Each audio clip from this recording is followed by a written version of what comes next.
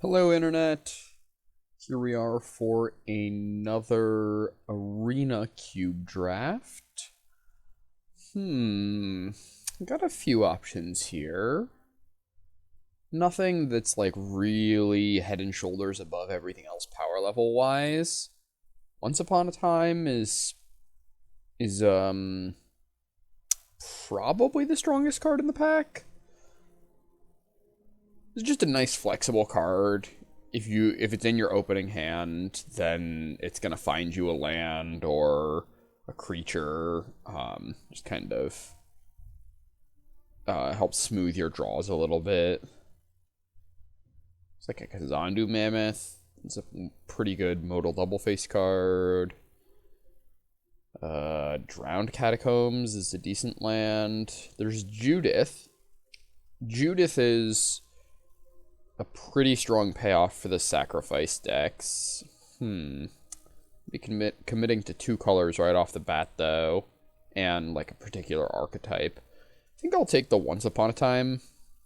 I think green is generally very powerful in this cube, and Once Upon a Time is just always going to make your deck. It's like any green deck is going to play Once Upon a Time and be very happy with it. Okay. Well, this pack we got some strong stuff. So Torrential Gear Hulk is one of the strongest cards in the cube, I think. Just flashes in. It's a 5/6 body. Sometimes it gets to eat something in combat. You can recast an instant from your graveyard. There's also Ugin. Those are kind of the 2 I'm looking at.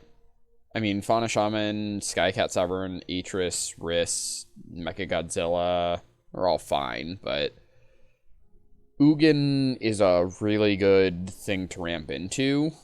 When Ugin comes down, it basically just exiles the whole board, and then you're left with a big planeswalker that they are going to have a hard time dealing with.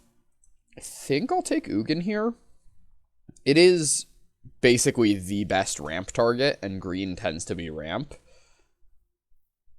Yeah, it's Ugin or Gear Hulk. Gear Hulk doesn't play as well with Once Upon a Time. I'll take the Ugin. Axiomatic structure of reality is surprisingly flexible.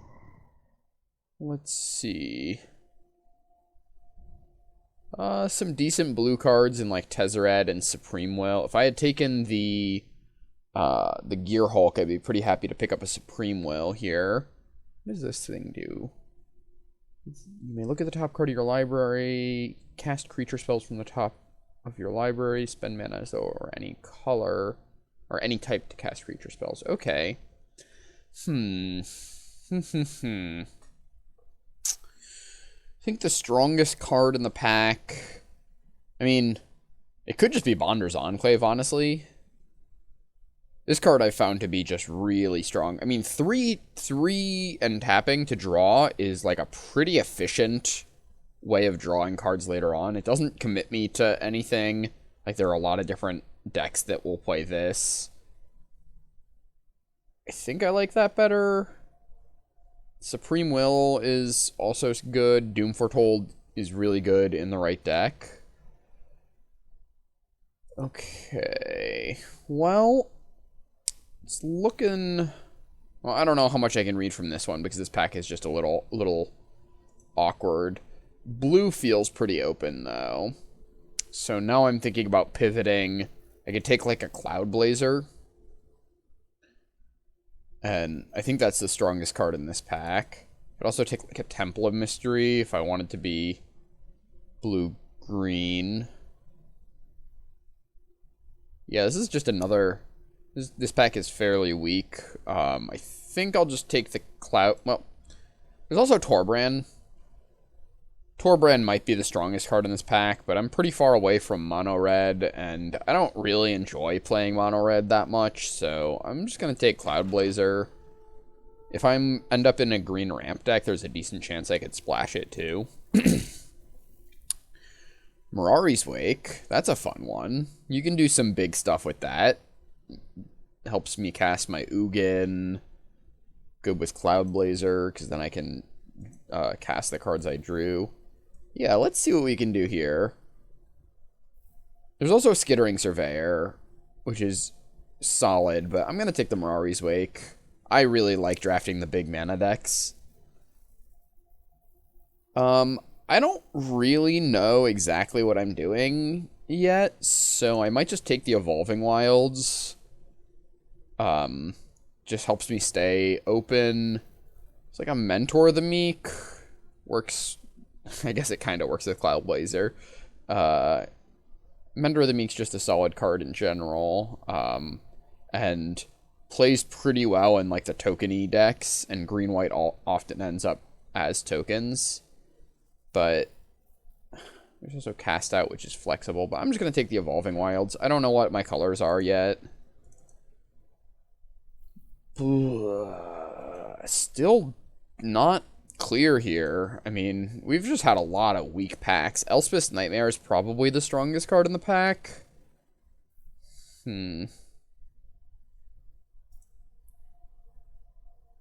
Elspeth's Nightmare still being here is a bit of a signal. Could also just take, like, one of these lands if I ended up in, like, the 5-color ramp deck or something like that, but I'm going to take Elspeth's Nightmare. The fact that it's still in the pack might mean that black is open. Okay. So here we've got a Bloodchief's Thirst and a Bolas's Citadel, so it feels like black is pretty open. So Citadel's a fun one. I do enjoy playing Citadel. Bloodchief's Thirst is probably the stronger card.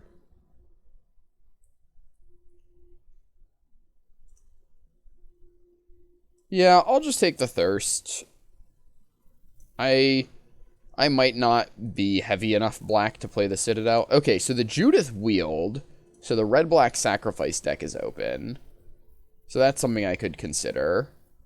There's also Mythos of Nethroi. Nethroi? I think that's how you pronounce it. I think I'm okay just pivoting into the red-black sacrifice deck here, maybe? Judith is the highest upside card, so I'm going to take it.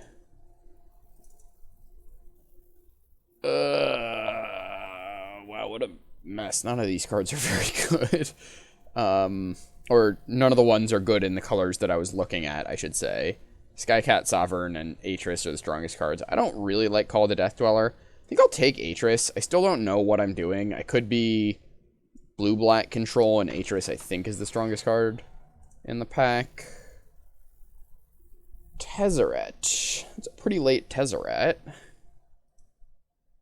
also Doom Foretold. Could I be Doom Foretolding? Play like Esper Doom. You know, I'm going to take the Doom Foretold. I don't know if that's any good or not, but yikes. Pack 1 has just been all over the place. Gosh, I don't even really like Cruel Celebrant in the sacrifice decks that much.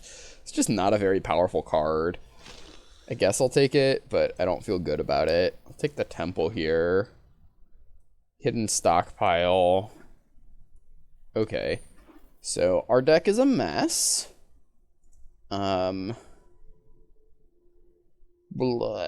I doing? So, I do have a handful. So, if I focus in a little bit here, green was definitely not open. So, I could be, like, black-white base and then splashing blue, maybe. Bozzery is really better in, like, an aggressive deck. Rights is not really where we want to be, I don't think.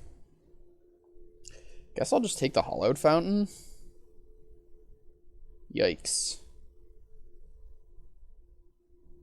Yeah. Okay. What are we looking at here? There's a Witch of the Moors. That's a very strong card. So that can kind of give us a bit of a direction here. Yeah, I think I'll take the Witch of the Moors. Witch of the Moors if you're able to gain life, can really just take over a game very quickly. You get back creatures, they sacrifice things, and it's also just a 5-mana 4/4 Death Touch, so its body is not irrelevant either. Okay, so looking like I'm playing black-white. Probably don't want this. Might not want this Bonder's Enclave either.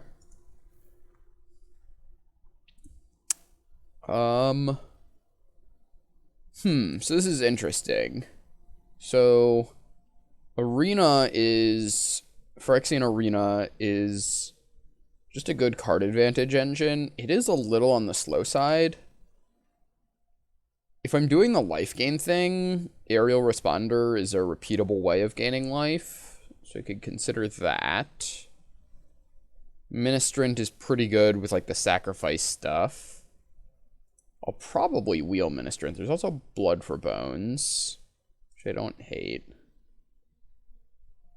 Or I could, like, take Ministrant, wheel Responder, maybe?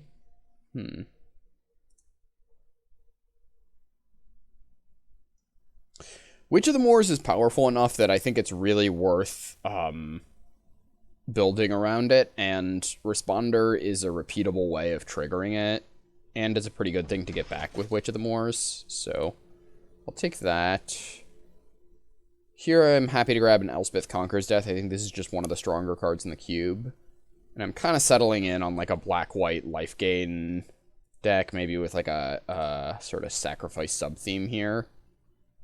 Yeah, we got a few options. So Shalai, we're not playing green, so we're probably not doing that. Approach of the Second Sun, I don't think that's where we're at. So I'm looking mostly between Blood Artist and Glass Casket. I think I'm going to take the Blood Artist. Blood Artist can help trigger the Witch of the Moors. Gets me deeper into the life gain.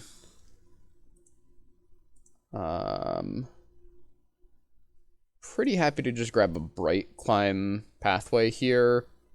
It's just good fixing.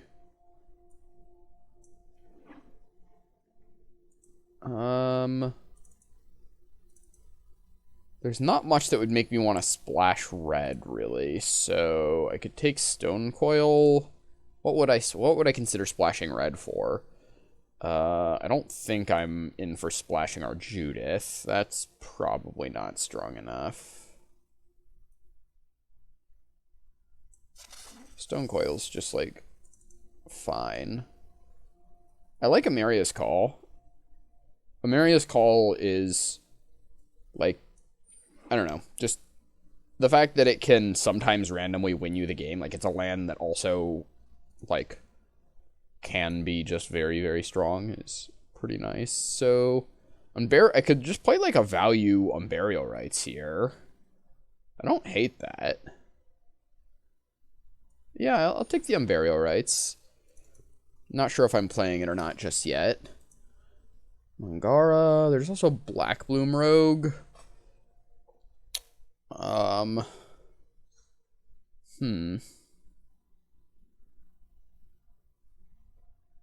Mangara has lifelink. I'll take it. Okay, I'll take the Ministrant now, I think. Just clogs up the ground, gets us some sacrifice fodder. Blood for Bones is pretty good, but I think it's a little bit worse than Unburial Rites in our deck.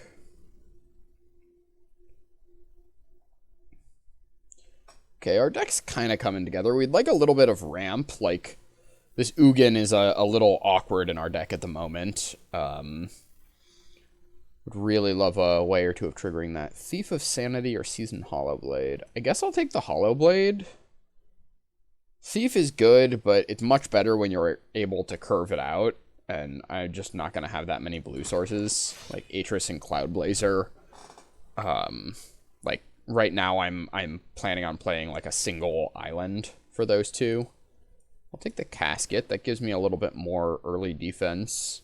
The Hollowblade can be defensive, actually, in kind of a weird way where, like, you can block and then use its ability on defense to discard. Does kind of work well with the Unburial Rights too. I can pitch Unburial Rights and then writes back a thing. Like, you know, pitch Cloudblazer, pitch Unburial Rights, writes back the Cloudblazer. What am I looking at here? Well, that's a Skyclave. Skyclave Apparition, I think, is just a very, very strong card. It's just so flexible. It's a good one to get back. Yeah, I'm happy to grab that here. Oof, wow. This pack is very strong. I wouldn't mind start to finish, but it's like the 4th or 5th best card in the pack for us. There's also Fatal Push, Divine Visitation, Angel of Sanctions, Mazemind Tome. I think I want Angel of Sanctions. It is a little awkward. Like, we have... Our curve is just kind of clogged up at, like, 5. We just have a lot of stuff going on there, so... Maybe it's just Mazemind Tome? Angel of Sanctions is so sweet, though.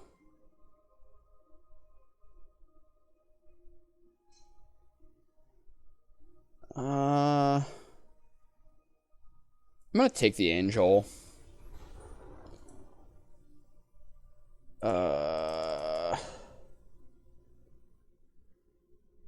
Dawn of Hope? That's like a really, really slow card.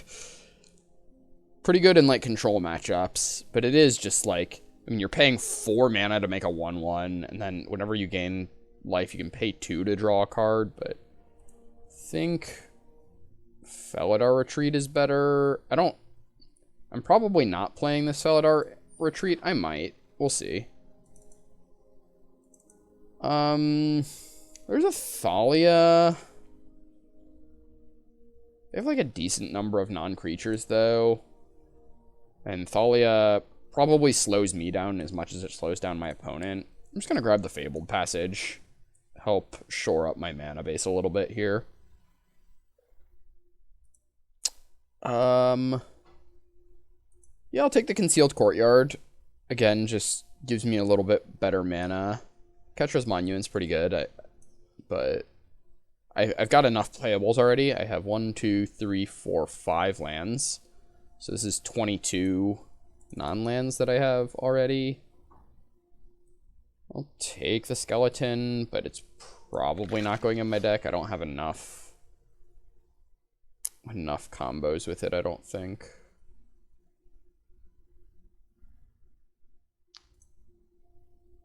Hanged Executioner is pretty good.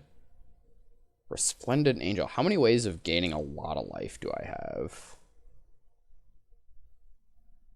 Not a ton of ways of gaining lots of life. There's also just like a Palaka Predation.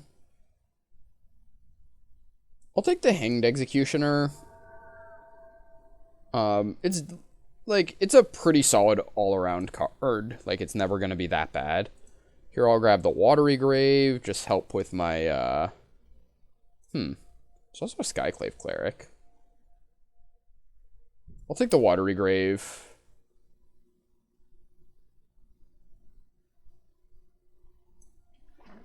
The Cleric's interesting. Maybe I was supposed to take the Cleric there? It's not clear to me. Cleric is pretty good with Witch of the Moors. Just having more ways of gaining life is very valuable. Castle Arden Vale, like that one. This just gives me a lot of late game power. Once you're kind of in top deck mode, being able to just churn out a 1/1 every turn is pretty solid. It's just really good in, like, the control matchups, and the opportunity cost is very low because it's a land.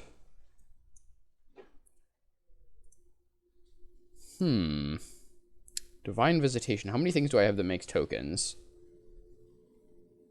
1, 2, 3, 4. Kind of 5 with Doom Foretold.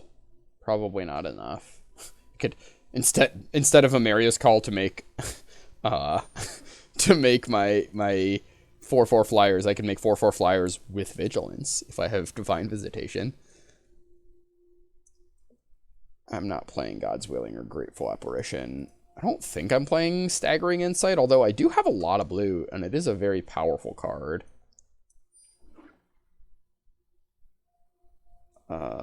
Yep. Guess I'll take Sejiri Shelter. Another case where the opportunity cost is pretty low. Shepherd of the Flock is solid, but...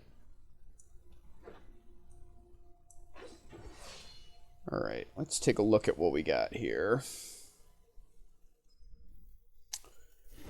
So, change my layout. So I'm planning on playing a single island.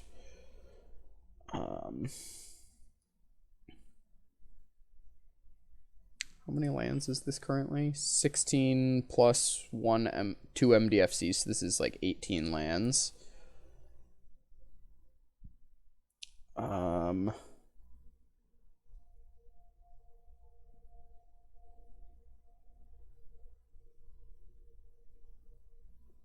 Non-land, non-token, permanent. Okay, how many things like that do I have that I'm happy to sacrifice? So I can sacrifice the Hanged Executioner, the Ministrant, like an old Elspeth's Nightmare. Doom Foretold seems a little bit dorky in this deck.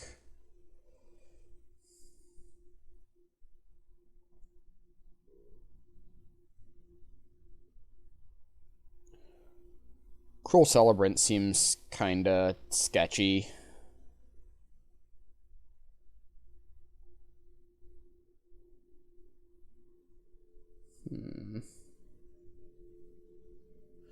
So it's a little awkward. We really would have liked to pick up like a Mind Stone, or if we had been able to take that Maze Mind Tome, it would have been really good. Although Angel of Sanctions is really nice.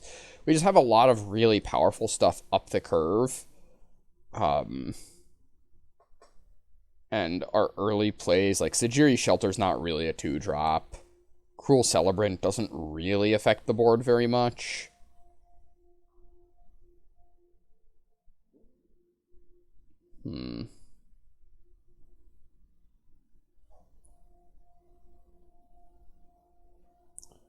Felidar Retreat's kind of cute with our 2 fetch lands.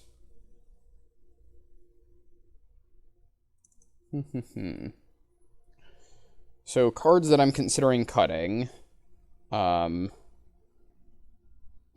just because I don't know how often we're getting up to 8 mana. We just don't have a ton of... We don't have any ramp, really. So I'm thinking about that. Although, our deck is kind of, like, slow, and it does draw some cards, and wants to stall out the game.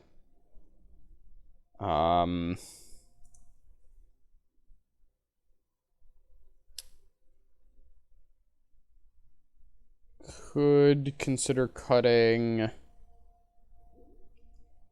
like Stonecoil Serpent, just because it's really not synergistic with what we have going on. Oh, you know, if I'm playing like Doom Foretold and Hidden Stockpile, then I probably want to be running the Reassembling Skeleton. Which point I can take out the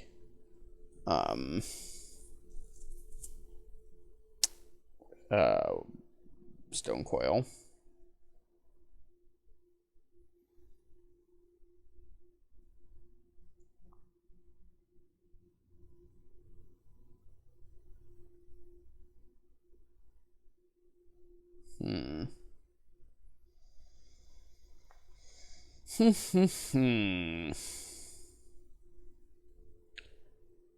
How good is Unburial Rites really in our deck? Like, what are we getting back?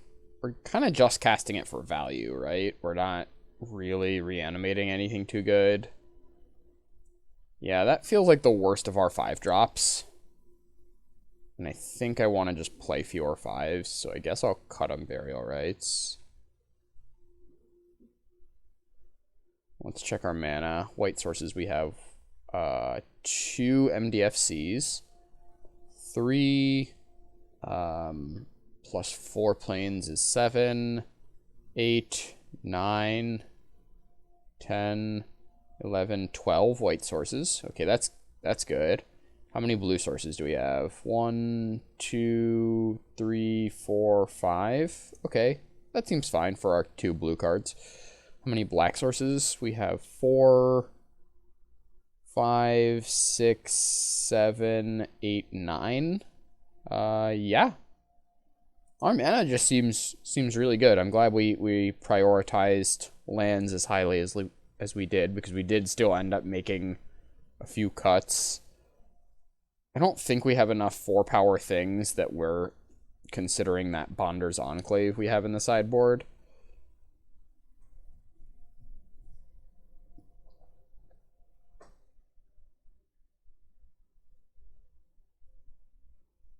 Yep. I'll go ahead and run it like this, so I will see you all in round 1.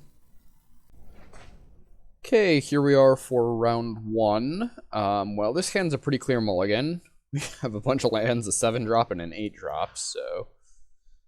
Wow, that's unfortunate. We can't cast any of our spells, so I think I gotta go to 5. Okay. Well, this hand is not ideal. We still don't have the black, but I'm not gonna go to 4. What am I keeping, or what am I putting back? So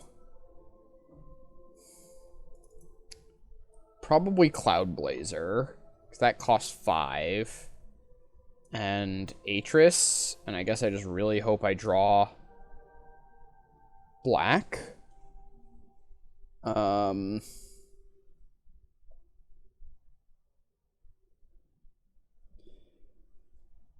Yeah.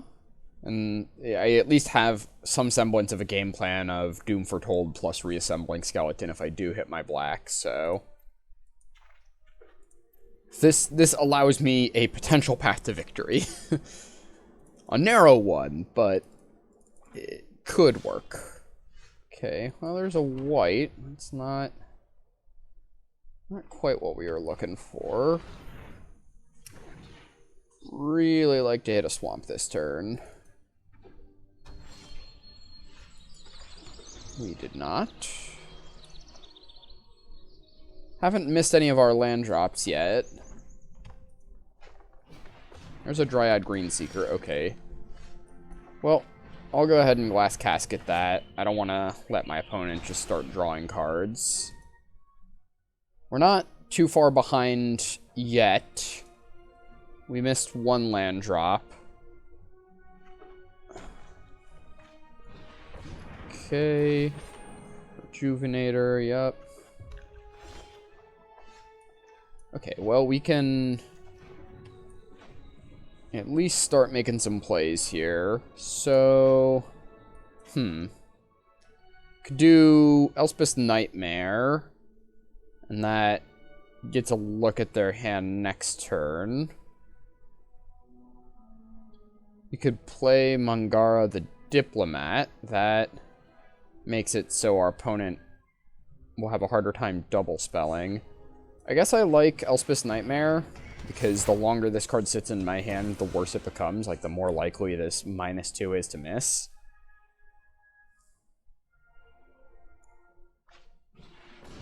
Rada, okay. Scoot Swarm, yikes. Yep. Well, that's good. Okay, they have an Uvenwald Hydra. So here I can Doom Foretold.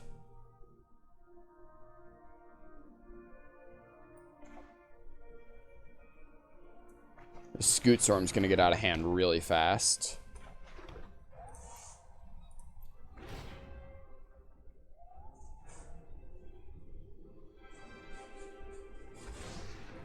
Okay, so made them sack a copy of it. That's something. Yep.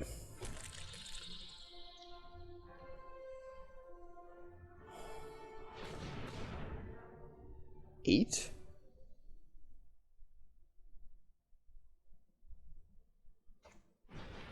Jade Light Ranger. Okay. Yep. Okay.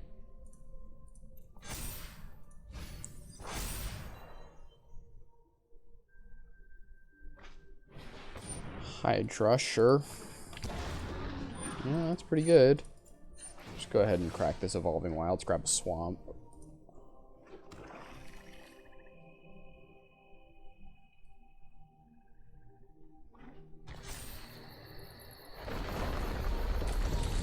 So, what do we want? If we could get up to Ugin, that could be a way that we could still win. So, I'll sack this Elspeth's Nightmare. So, don't mind hitting our land drops. I'll play a Mangara and a reassembling skeleton. Opponent probably sacks the Jade Light Ranger now. Yep.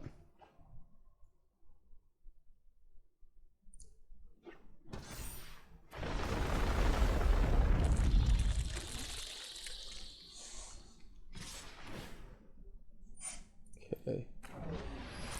Yep. Go to blocks. So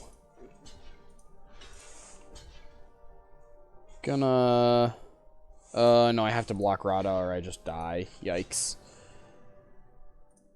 Because they can activate Rada.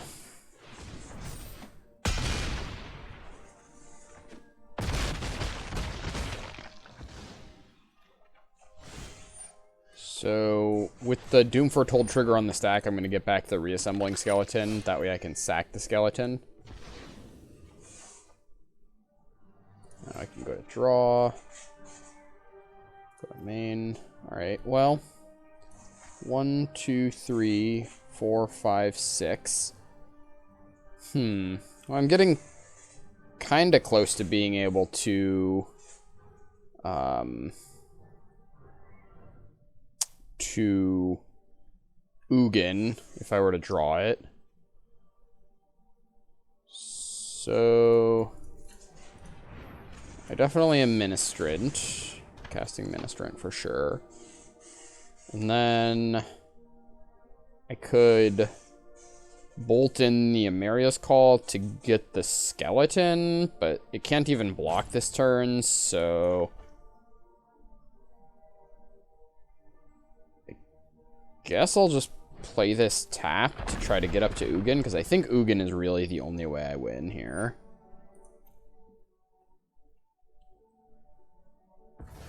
Okay, they sack the Hydra.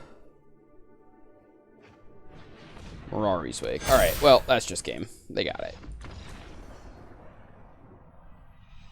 Opponent's deck seems sweet. They got a lot of fun stuff going on over there.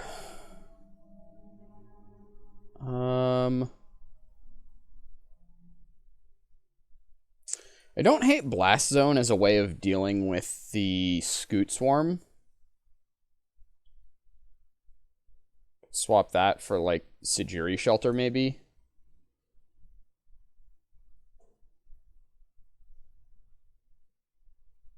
Did they have any artifacts or enchantments 4 or less that I cared about? I don't think so. Yep, we'll just run it back like that.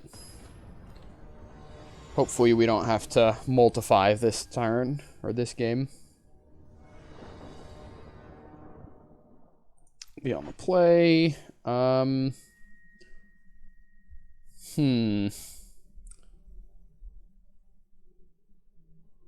guess I keep. It's a little sketchy. I could really need another land before I'm happy with this hand. Okay, Glass Casket's not a land, but it's like the next best thing. Because it allows me to interact with whatever they have going on. Caryatid, sure. My turn. Attack you. No blocks. So I could Casket the Caryatid to slow them down. I think I will do that.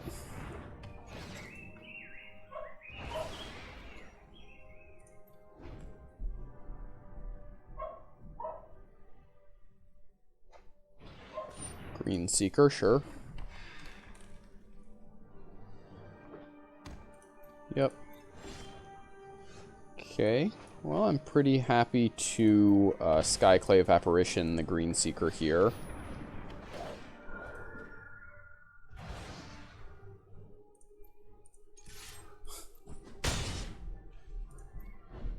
This is definitely a very, like, a little bit of an awkward deck looking at it, having Seasoned Hollowblade in the same deck as Ugin. It's just kind of a funny, yeah. Ah, yes, the old Seasoned Hollowblade Ugin game plan. Well, I'll get in with the Hollowblade. And then I'll play the Hanged Executioner. This puts some pressure on them in the air, and it gives me a way of interacting, potentially.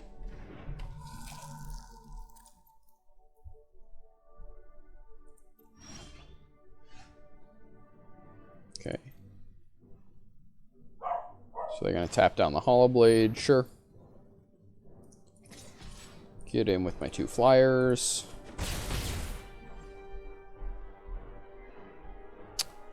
I guess I cast Start so that on their turn I can, or on my next turn I can finish to get rid of a thing.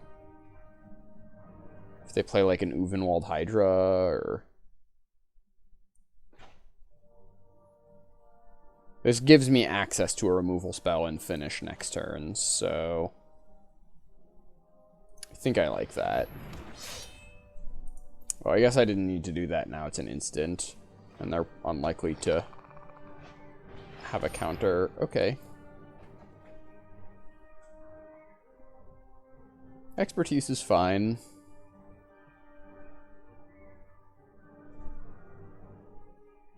I'll probably be able to... Okay, first the Rowan game, sure.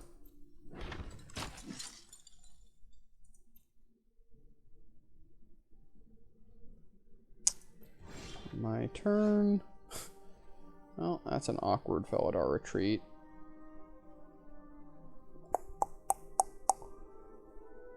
Go ahead and go to combat. They'll probably... Oh, they didn't, okay.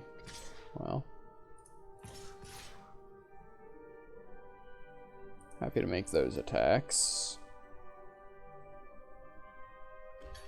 Yeah, I do not mind pitching an Ugin here to make the Hollowblade indestructible. Wasn't doing anything for me. And I'll go ahead and play the Aerial Responder. We got a lot of power in the air. And we have a removal spell in the bank with this finish, so... Okay, they have a big Rishkar, but... doesn't do them that much on its own. We got 2 lands off the Jade Light. Yep. 1, 2, 3, 4. Yep.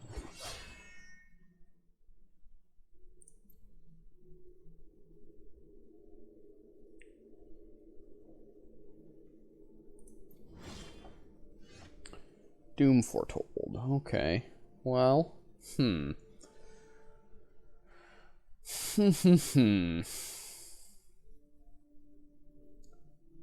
So,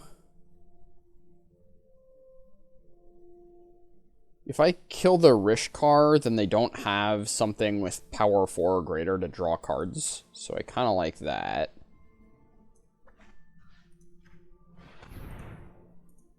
Plus, this way, if they want to...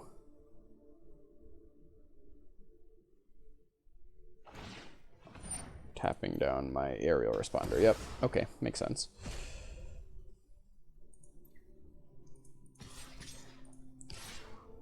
And I'm, again, just fine pitching another card to make this Hollowblade indestructible if they block with the Jade Light Ranger. I've got more cards in my hand than I need.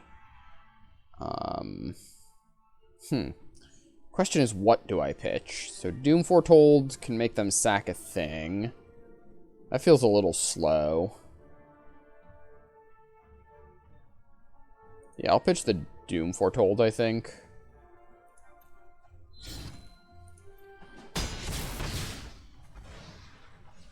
Because if I hit my 4th land, I really want to be able to play, like, I'll play Atris next, because that helps draw me into my 5th land for the Angel, or for, like, Felidar Retreat plus land to pump the team.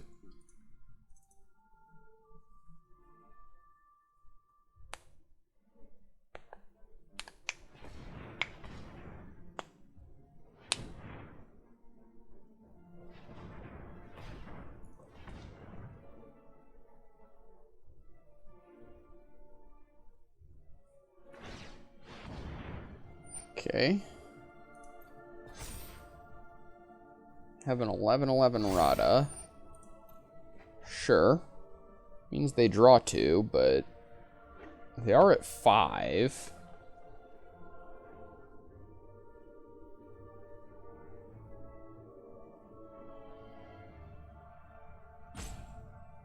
I mean, I might just let Rada hit me. I don't really care about... Yep.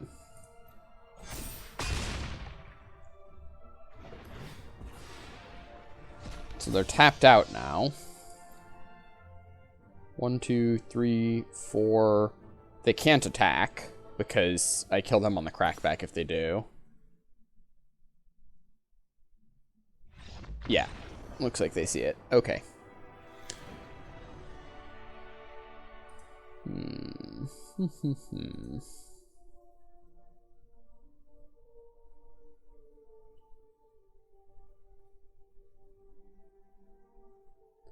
Maybe Ugin is just a little too ambitious in this deck with no ramp. Maybe that's not where I want to be.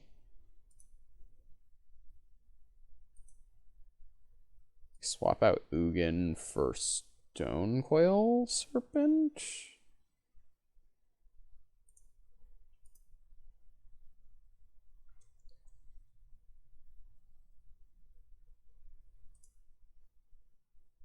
On Burial Rites.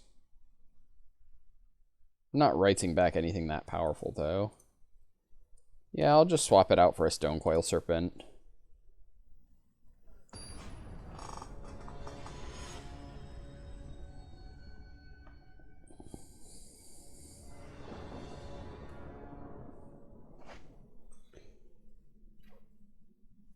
This hand's not great, but I think it's an acceptable keep.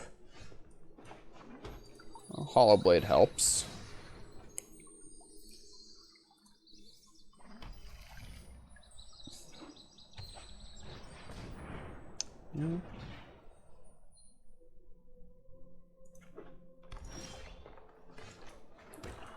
Play the Hollow Blade. Say go. Season Hollow Blade is just a really, really strong card. Yep. I'm gonna plan on Bloodchief's Thirsting the token here. That way they don't have anything to put the counters on. So the rest of the first Iroan games will be pretty weak. Yeah, I'll play Cruel Celebrant. The Stonecoil might be like if I don't draw a land next turn, then I can play Stonecoil X3. And that distinction might matter. Did draw a land. So Doom Foretold's not really great because they just sack the first Iroan games. Maybe I just play Mangara. That punishes them for playing 2 spells in a turn. Well, let's attack with the Season Hollow Blade first. Okay, they didn't do anything there.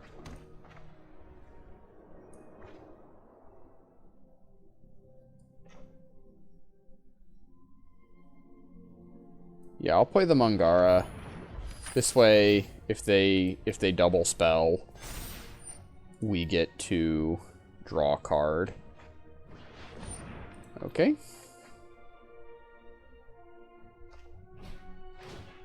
Yep.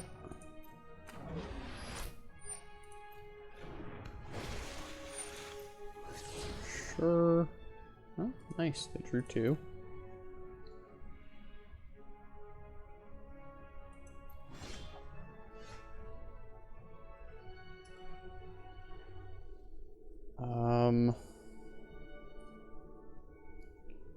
So, So I'm definitely attacking with the Hollow Blade. I'm figuring out if I'm supposed to... No, I don't think I want to attack with anything else. I'll just hit with the Hollow Blade. Okay, well, I'm pretty happy to trade there. I'll just pitch this Evolving Wilds. I have enough lands already. This does cut me off of blue, but I don't have any blue cards just yet. And I think... So I could play the Ministrant, which means my Doom Foretold would be pretty good next turn. I kind of like that. Yeah, that way next turn I can play Doom Foretold. They won't have this first to ruin games around anymore. Sure. And it's non-token, so they can't sacrifice the gold they get. Okay. Interesting. I don't think there's many green or white spells with flash. Is that Wolf in the cube? Nightpack Ambusher? Can't remember if that one's in here or not. Well, I guess I'll just swing in and see what they do.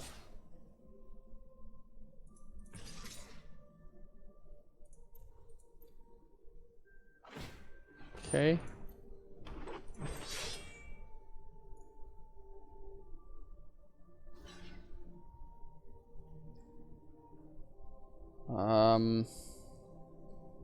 Yeah, I'll pitch. I think it's just the island.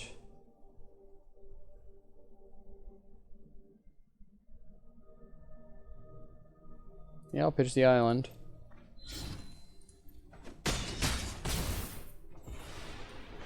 And now I'll go ahead and Doom Foretold. Say go.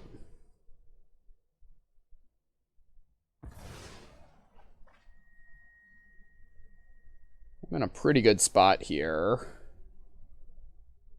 I just have a very built-out board and a Doom Foretold. Yep. And that's the game. Well, I will see everyone in round 2. Okay, here we are for round 2. I ended up swapping out the Ugin for the Stone Coil Serpent in the main deck. I just decided that playing Ugin was a little bit too ambitious with my no mana ramp. This hand seems pretty good. I'll keep. I'm not playing the Amaria's Call just yet, because if I draw several lands in a row, it's possible I might want to hardcast it.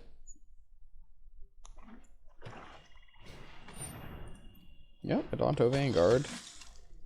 Oh, we got Elspeth's Nightmare for that. I guess they can pay 4 life to make it indestructible. I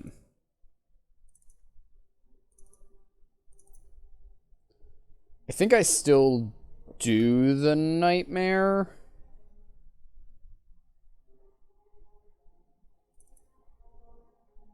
Yeah, this way I still get to look at their hand and take a thing out of it.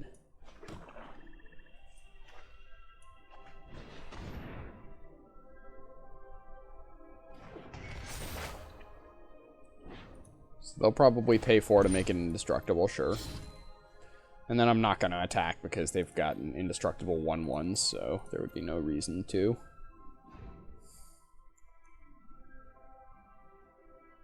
Looks like we're playing some kind of mirror match. Our opponent also led on Plain Swamp. Okay. I'm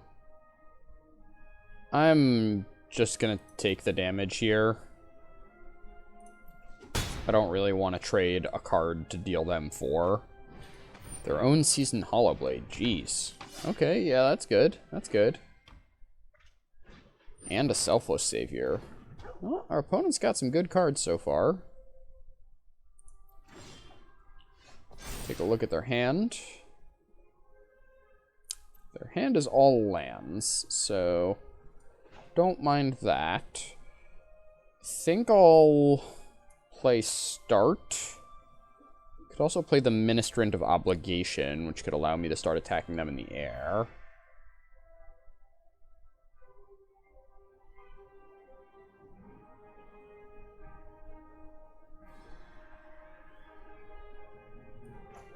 So I'm definitely playing this Emeria tapped.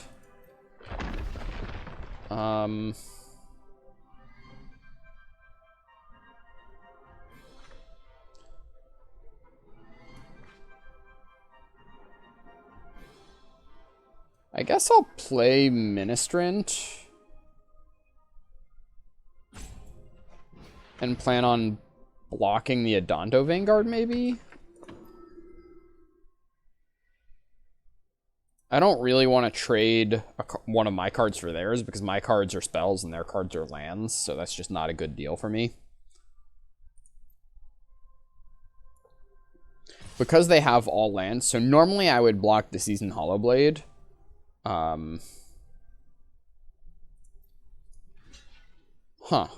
Maybe I block the Selfless Savior? Well, the Selfless Savior is really not doing much on this board, actually, because these things can kind of save themselves. I'm going to block the Adonto Vanguard and make them pay 4 life, and then I get 2 1/1 flyers. I think I can race my opponent here. Aerial Responder is going to be pretty hard for them to race. Yep. That's fine. So this has the same outcome as blocking the Selfless Savior, except that I prevent the damage that the Selfless Savior was going to do and the 3 from the Vanguard. Dreadhorde Invasion. Sure. Well, that's good for me because my plan was already kind of to race my opponent, so them playing a thing that deals damage to themselves helps me with that plan. So I'll play Aerial Responder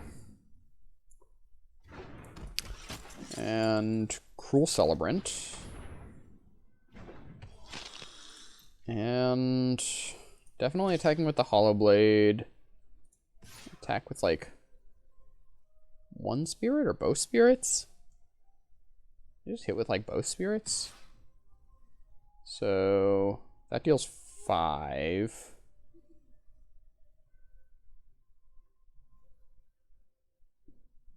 Next turn I can play Start to block their stuff. Yeah, I think I'll hit with both spirits. Just pressure my opponent a little bit more. They're on a pretty short clock, especially with this Cruel Celebrant to drain them.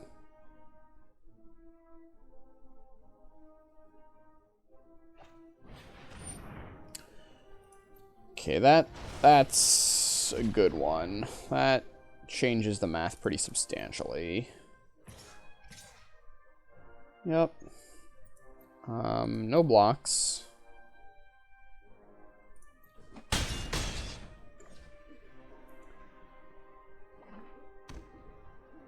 Okay. Oh, Castle Ardenvale's good.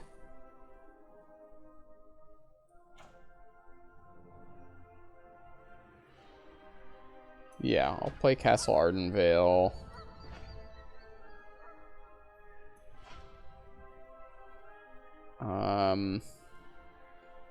I don't really want to trade my start to finish for this zombie army, so I'm not going to attack with the Hollowblade. We'll attack with these 2 spirits, and then I'll just pass.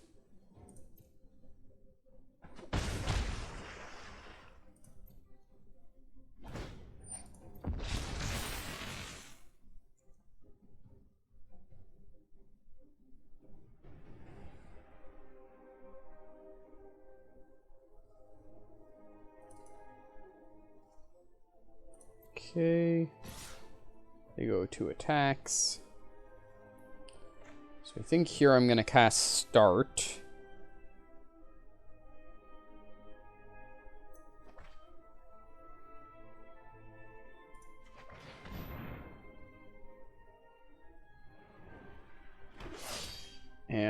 land. Oh, you know, I could have made a block with the Hollow Blade and then discarded start and made a token. That probably would have been a little bit better. But this works out okay, because this way they get... I attack them back for 3, 4, 5, 6, 7. So they need a follow-up play, or they just die. And they can't really afford to pay for this Adanto Vanguard.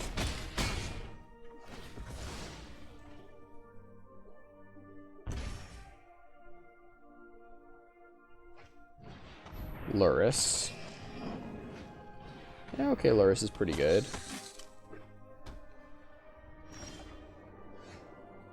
So...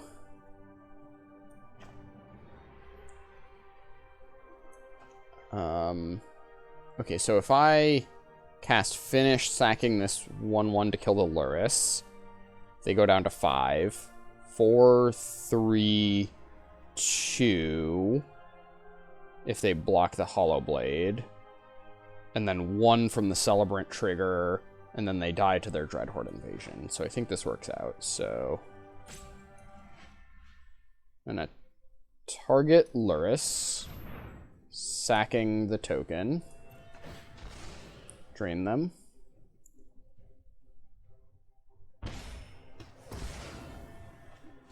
And then I go to combat, attack with everything. My opponent has to block the Hollow Blade or they just die. Which trades off, giving another trigger. Yep, and then they die to the Dreadhorde Invasion. Whew! Close one. So... I'm like kind of considering this Staggering Insight.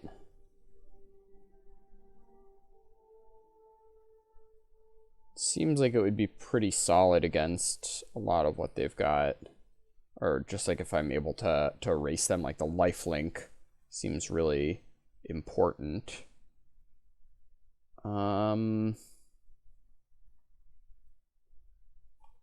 what would I be taking out for it?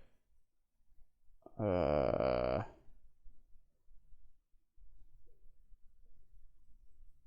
also Blast Zone. Got a lot of, like, 2s.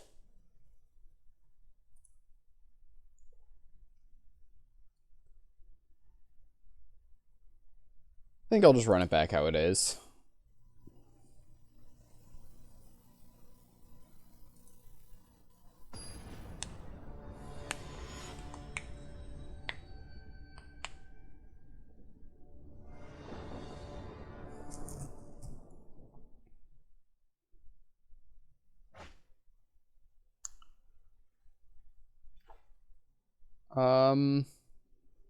Yeah, this hand's okay. It's not ideal. This Felidar Retreat's a little slow, but I can Stone Coil to stay alive. I have a fetch land to go with the Felidar Retreat once it gets going. Okay, Hollow Blade was a pretty good draw there. I'm gonna play the Emeria tapped because this does not seem like the kind of game where I'm gonna get up to 7 mana.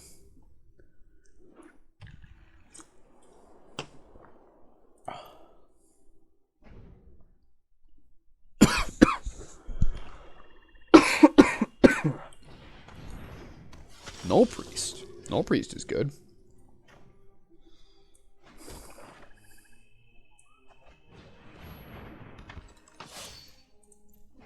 That's hard to block. Hard to race. Crawling Barrens is just a very strong card. Wow. Okay, that's a clock. I mean, a 4/4 first strike flying menace lifelink. That's a big problem. How am I going to deal with that? Well, I don't really have a good answer to that at the moment. Aerial Responder helps keep me alive for a little bit. I might be able to go over the top of what they're doing with this Felidar Retreat in a turn or two here. Next turn, I'll probably play a 4/4 Stone Coil Serpent. The following turn, I can play Felidar Retreat and then immediately, like, put 2 counters on my whole team with Felidar Retreat. So that might be able to race there. Maul the Skyclave thing. Yeah. Well, that makes it harder.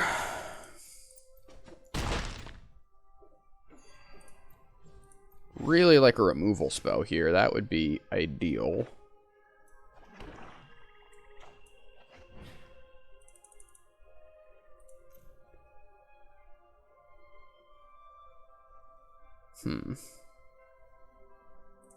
So there could be some consideration to playing the retreat this turn so that next turn I could play a 5/5 Stone Coil Serpent, and then I could try to block with the Cloudblazer, but I feel like so I'm taking 4. So play retreat, take 4. Play Stone Coil Serpent, take 4. Play Cloudblazer, then I can finally block it. Yikes. Yikes, yikes, yikes. What are my other outs? I draw one of my removal spells. Got a handful of spells that can deal with that.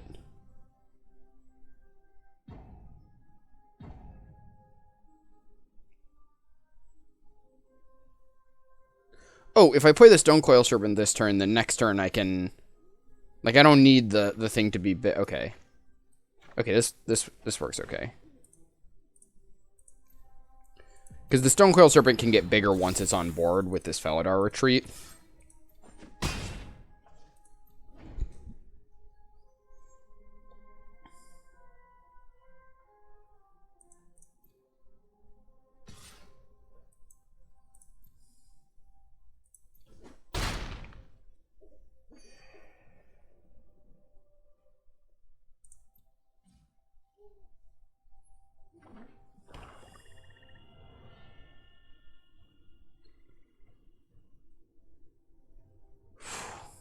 All the Skyclaves is a heck of a card. That's a very strong one.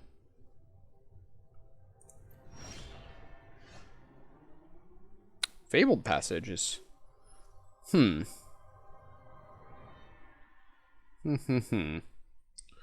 So, Fabled Passage means I could play the Cloudblazer this turn, but that doesn't really allow me to block this turn anyways. Because I would just be chumping. So I think I want to play Felidar Retreat, Evolving Wilds, make a cat,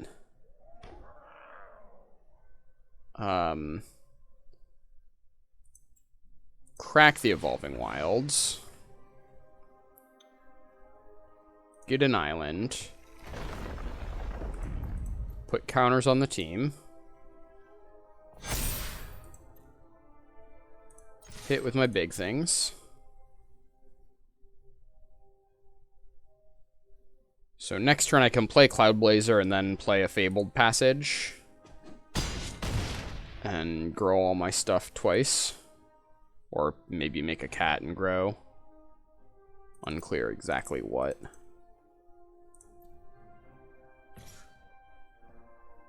There's the menace on that.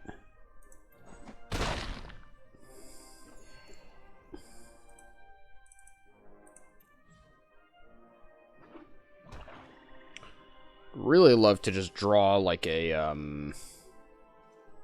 glass casket or something.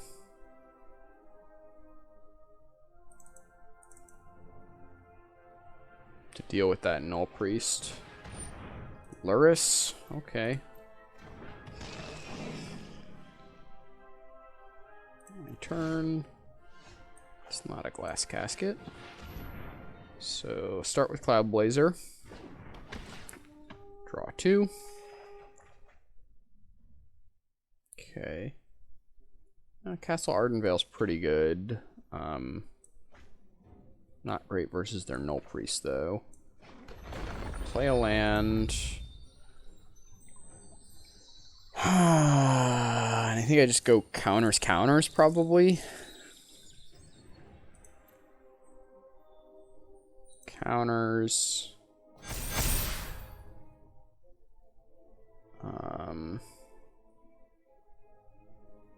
I'll attack with the team here, and then after they block, I'll sack and make more counters.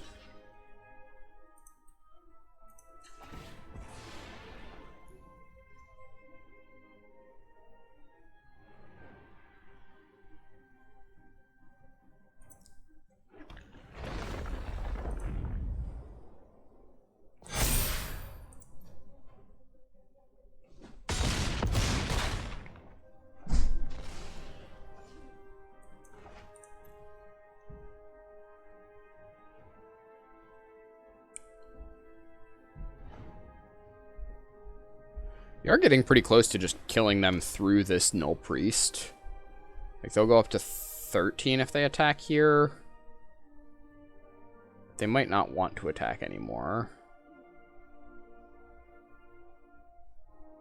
Problem is they can just move around the Maul. Like, they put the Maul in the Luris after I finally deal with this Null Priest. Or they can just get back the Null Priest and put the Maul back on it.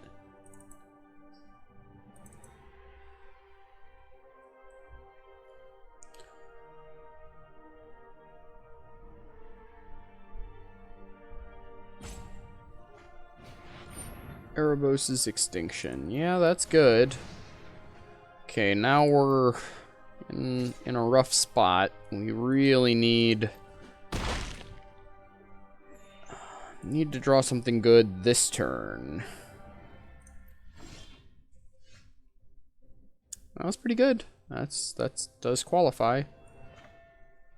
So I will go Blood Chiefs. Wait, are they just dead? Hold up. Let's check if they're just dead first. So if I go Blood Chief Thirst, kill the Luris. That's 12. Yeah. Wow. I was not expecting to be able to race this 4-power lifelinker, but I guess we got there. Whew. Okay.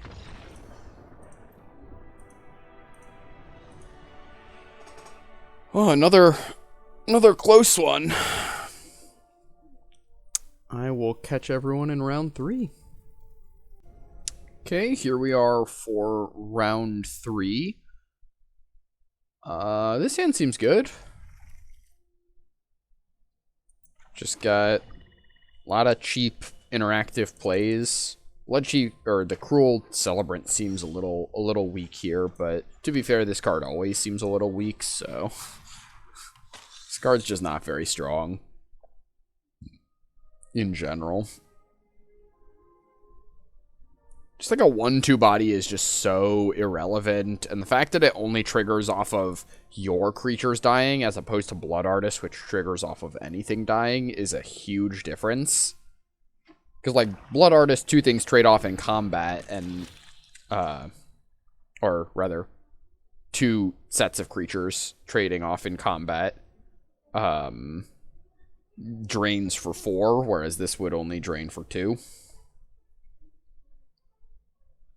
They gotta take the Elspeth's Nightmare, I would imagine. Nightmare is just so good against Brain Maggot if they don't.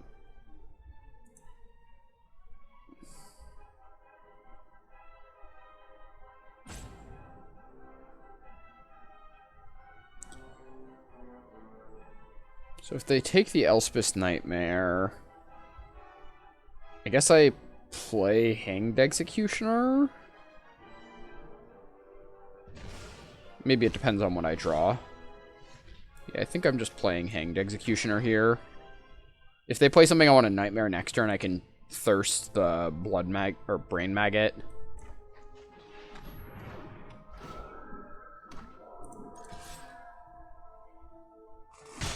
To get back my Elspeth's Nightmare.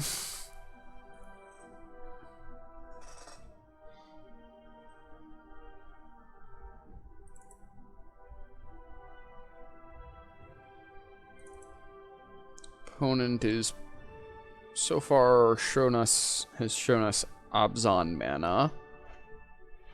Acquisitions expert. You can see a swamp.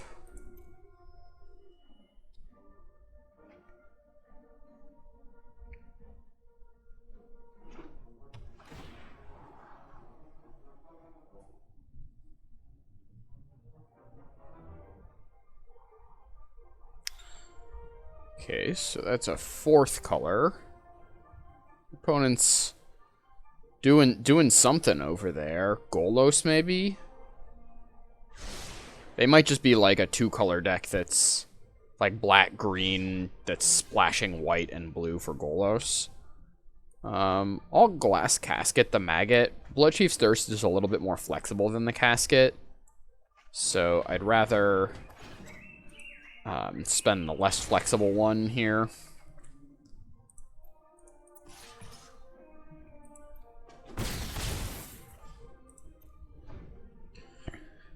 And next turn, if they don't do anything, I can Elspeth's Nightmare the Acquisitions Expert to get the Duress mode for next turn going.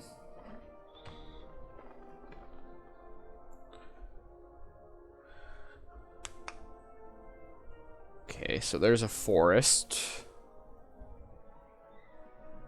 Yeah, based on the fact that they had 2 black 2-drops, they're probably base black-green would be my guess. And splashing for either, like, Golos or... I don't know, I guess they could have, like, a... What would they splash in white? The second half of an Burial Rites. Voracious Hydra. Okay. Sure. That's fine. I don't mind that, because that gives me a decent target to Elspeth's Nightmare here.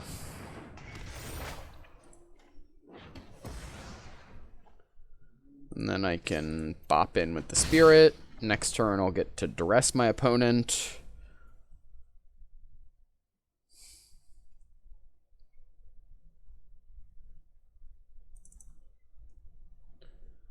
Got a couple of good 5-drops in my hand if I'm able to get up to that point.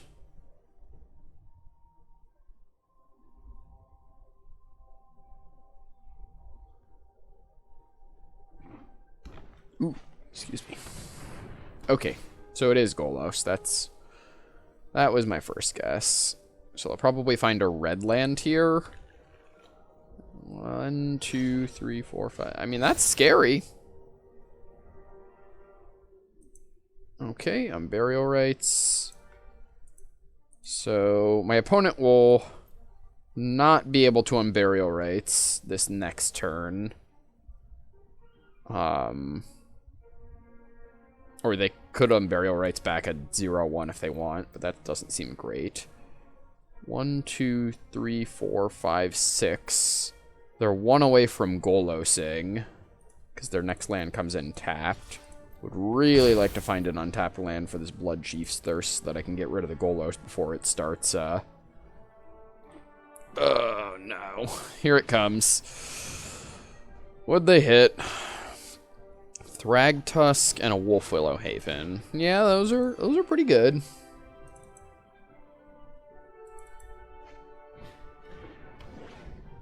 Okay. I'll block the Acquisitions Expert. Alright, well, a little bit late, but we can get rid of this Golos now. And I don't think we're out of the game. The drawing of blue is actually nice too, because that means our Cloudblazer is live if we hit another land, so we're not dead yet. I'm gonna hold back the Spirit to block the Thragtusk.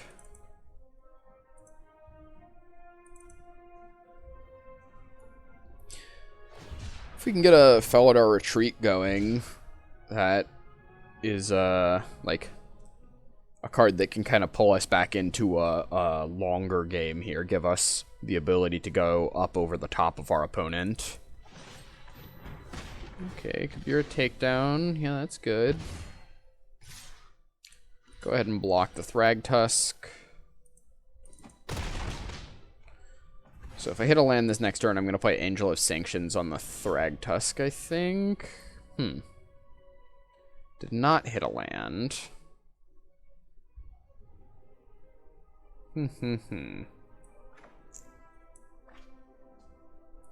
Guess I want aerial responder.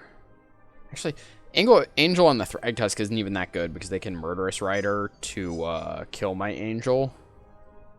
So if I aerial responder, I think they'll Murderous Rider that, which would clear the way for my Angel of Sanctions next turn. So I think that's what I'll do. This way, if I hit a land next turn, I can Angel of Sanctions the Thragtusk and actually have it stay gone. Yeah. There goes the responder. Okay. We're pretty close to dead here. Angel of Sanctions could turn it around if we stick it. And they don't have an answer. Gosh, Thragtusk is just a really good card in this cube.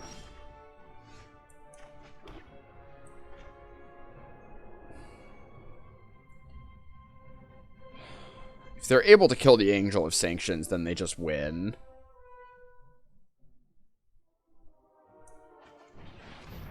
But I don't think we can just keep taking 5 from the Thragtusk, so...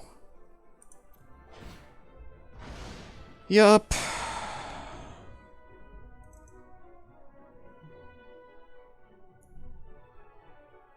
So, theoretically, if they don't have anything, this Angel of Sanctions holds back their whole board.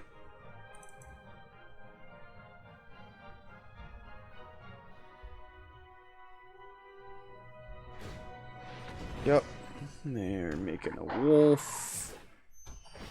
Playing a Lotus Field. Sacking 2 forests.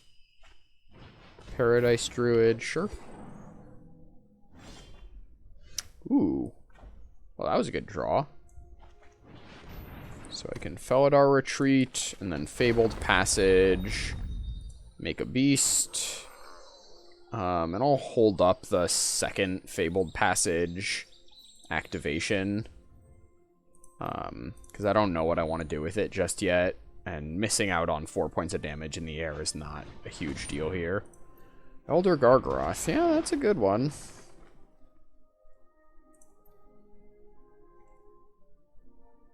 I think I'm still gonna wait on the Fabled Passage. It comes in untapped anyways, so I'm not missing out on a ton. I'll play Cloudblazer here. Draw 2, gain 2. Okay. Now I can play a Plains, make a cat, and then sack this to go get a black. Put counters on the team. Play a Blood Artist. And say go because the Gargaroth has reach. So attacking an Angel into it seems not great. So now we can double block the Gargaroth with our 2 beasts if they attack with it. And now that we have this Felidar Retreat in play, drawing lands isn't so bad. Uh-oh. A removal spell on the Angel would still be pretty rough. We wouldn't quite like lose on the spot, but it would be strong. I don't think we would quite lose on the spot. I haven't done the math. But we have a Blood Artist to help us stay alive. Kind of. If we go down to 0 life with the triggers on the stack, that doesn't help us. So we would only really be gaining 1 life from the Angel.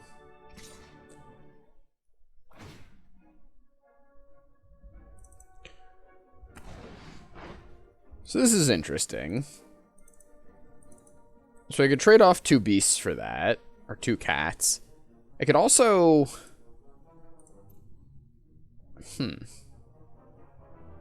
I could block with an Angel and a cat, and then...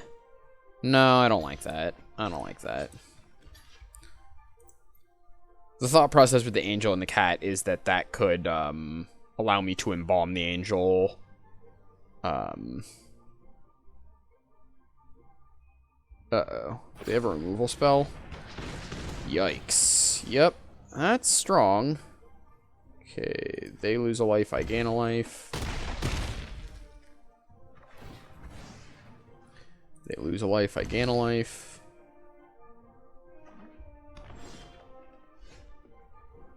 Okay, that's a big Stone Coil Serpent. Stone Coil X7. Sure. Play that, and I guess I go counters on the team? Yeah, counters on the team seems good.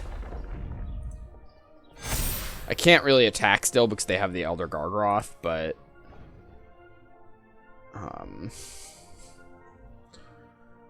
hoping they don't have a removal spell on this Stone Coil Serpent.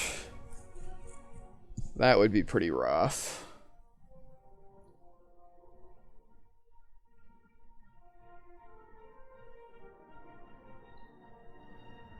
What would I like to draw? Evolving Wilds would be a good draw. Alright, well, I'll block with the Stone Coil Serpent if they're... I'm a little scared that something's up here. There is Giant Growth in this cube. They don't seem like they would be playing Giant Growth in their deck, but this attack is very suspicious. So, they might just have a removal spell. Their removal spell, that's so bad for me. What you got?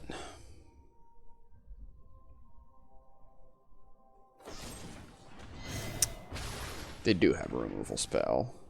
Okay. Down to 3. Yikes. Skyclave. What does that Skyclave do? Can exile non-land, non-token permanent I don't control. Convert a mana cost 4 or less. So I can Skyclave my opponent's Murderous Rider. Am I just dead? So I've got to block the Gargroth. So block, block, block. Yeah, I'm just dead, so I'm not going to show them the Skyclave apparition because I'm just dead on board. Okay.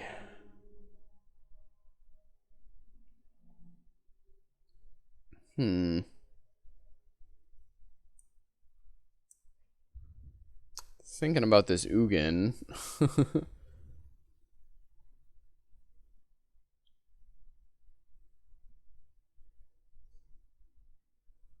What would it be for? Like Cruel Celebrant or something?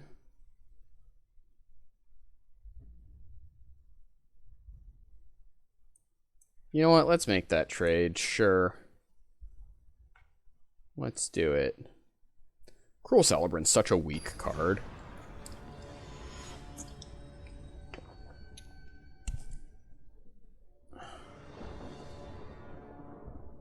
Play first. So I've got...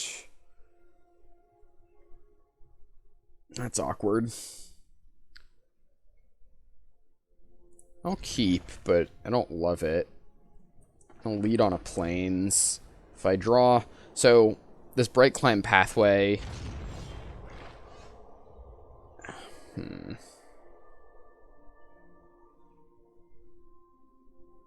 I don't think I want to play... Yeah, so I'm gonna play an island. I really need the double white for Aerial Responder, so if I haven't drawn a white source, like, I'm hoping that I can save this to play for black and I'll draw plains. Okay, that works. There's a Castle Ardenvale. Non-land, non-token permanent. Okay. So Witch of the Moors, if this Aerial Responder sticks on the battlefield, Witch of the Moors is going to be pretty good. Start making them sacrifice stuff.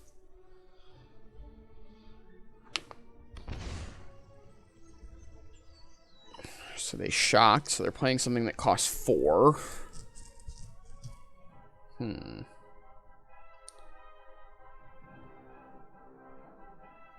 Or they could be playing, like, Wolf Willowhaven into Elvish Reclaimer or something. Agonizing Remorse, yep. They'd probably take the Witch, would be my guess. Depends on their hand, but Witch is the strongest card in my hand, I think. My Doom Foretold seems a little weak if I'm sacrificing an aerial responder. It's not really where you want to be.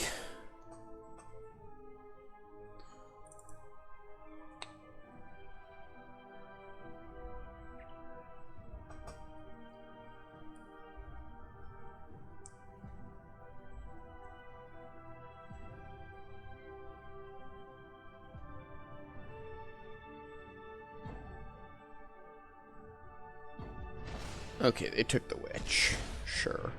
So if I draw something to sacrifice to Doom Foretold, that could be... Oh my gosh, no. Okay, now they'll probably take the Doom Foretold.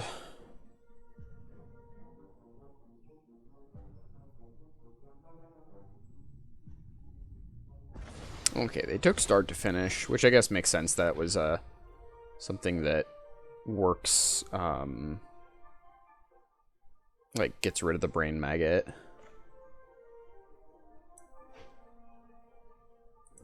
Play that, and I think I'm just gonna Atris.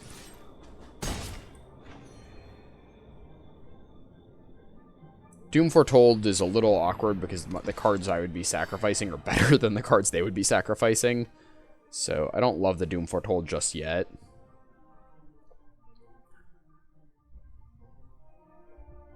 So they're separating the piles now from my Atris.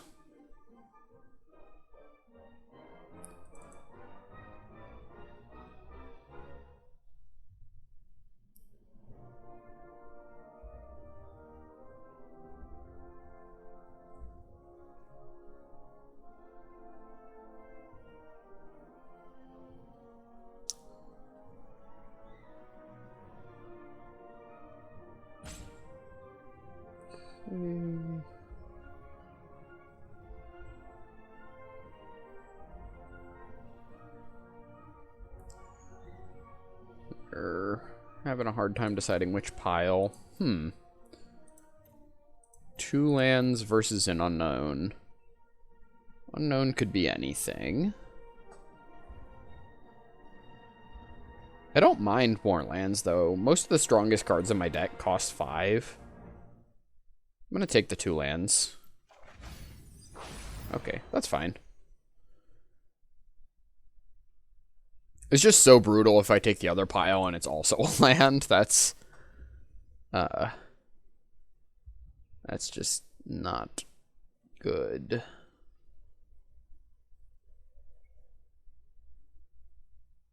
Plus, the Ameria's Call, there's like a non-zero chance that I could actually cast this game because I've got 5 other lands.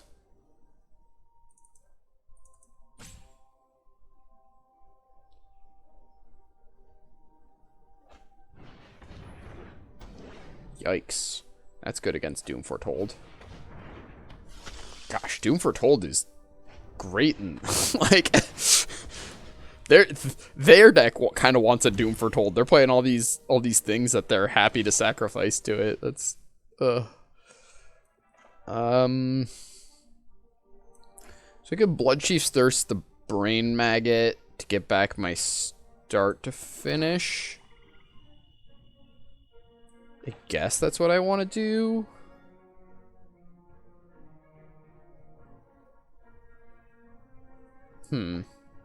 Maybe I just don't care about that, though. Maybe I save my Bloodchief's Thirst for, like, an actual threat that I care about. Like, if I guess I could have Finish to use on...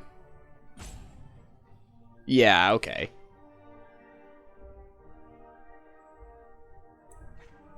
Uh,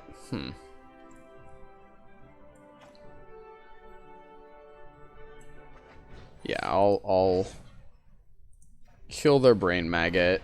Sure, you can drain me with the blood artist, that's fine. Yep. Go to combat, hit you.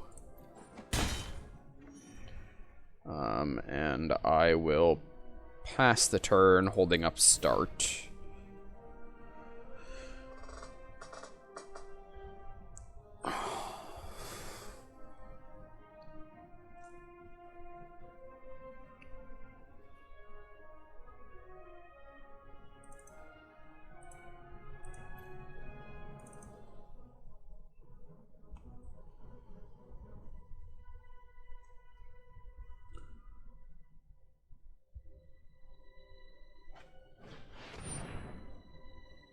Okay.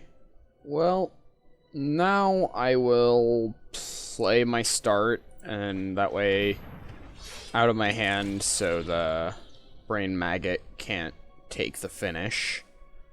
And here I'll save the finish. I'm not going to use it on the brain maggot, at least not. Maybe if I'm able to cast the Amaria's Call, I'll consider it, but for the time being, it seems like that just doesn't do much for me.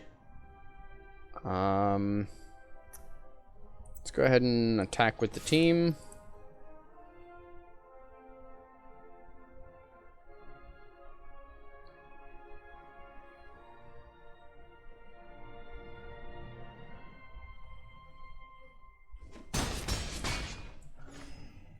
And I think I'm going to Doom Foretold and Hidden Stockpile, and I'll just plan on sacrificing the stockpile on my upkeep.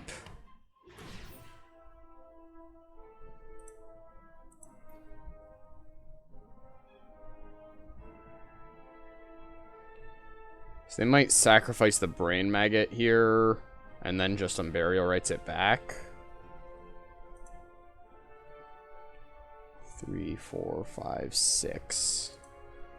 I am getting pretty close to being able to Amaria's Call.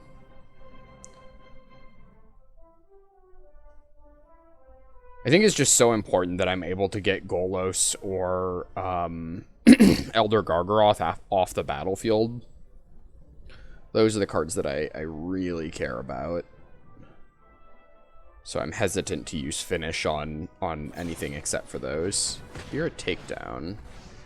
Yeah, okay. I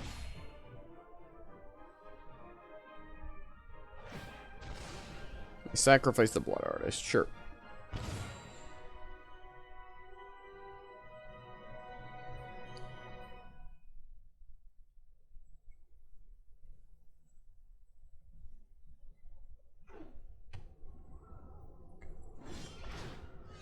Okay, I will sacrifice the Hidden Stockpile. So I can get back the Amaria's Call.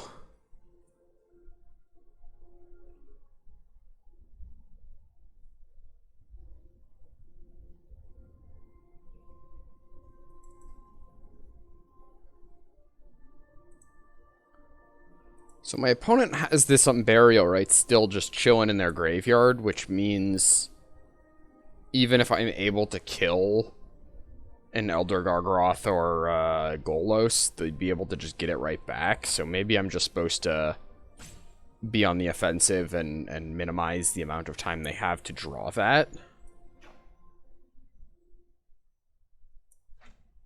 Let's go to combat.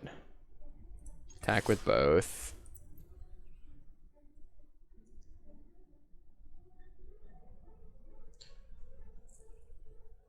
The thing is, if I get rid of the brain maggot with Finish, then they can just Unburial Rites it back. So really, no matter what I finish, they can get it back with Unburial Rites.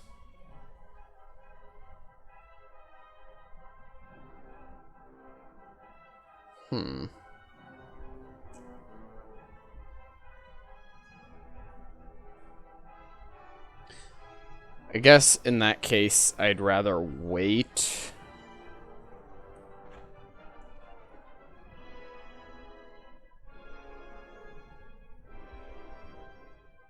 Yeah, because it just doesn't really accomplish anything to... Like, I get rid of Finish, they get rid of Unburial Rights, but then we're right back where we started, and the point of killing the Brain Maggot to get back to Samiria's Call was going to be to try to kill my opponent before they could draw one of their big things. But this would at least make them have to spend a turn Unburial Rightsing the thing back.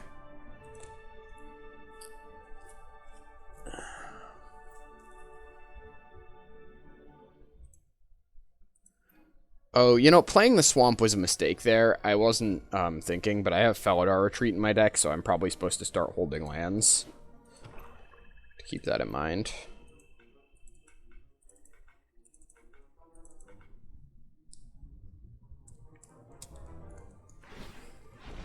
Yup, Wolf Willow Haven, sure.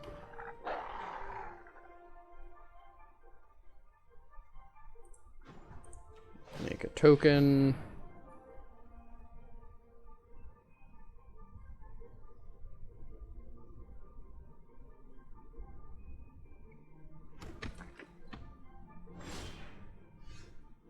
Have to sack Doom Foretold to itself. Blood Artist. Okay, well that's pretty good.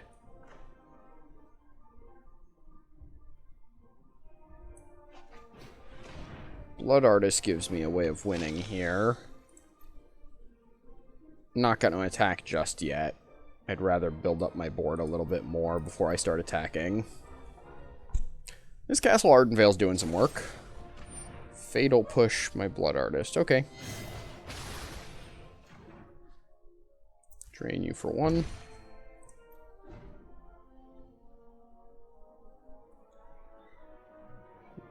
So I only have 7 lands. If I got up to 10, I could finish the Brain Maggot and Amaria's Call in the same turn. Assassin's Trophy, my Castle Ardenvale. Okay. I'll go get triple black. I guess I'll take my 3rd white so I can cast this Amaria's Call if I get it. Okay, I'm going to hold on to that land. No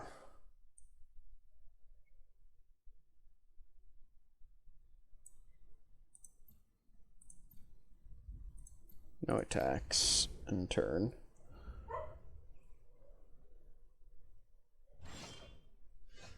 Elspeth's Nightmare. Okay.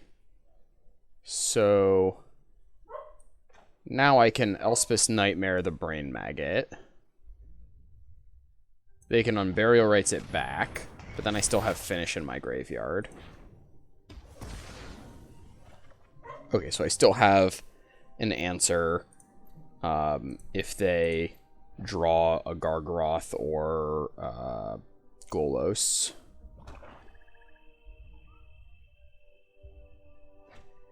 Yep, so they're writing back the Maggot. Sure.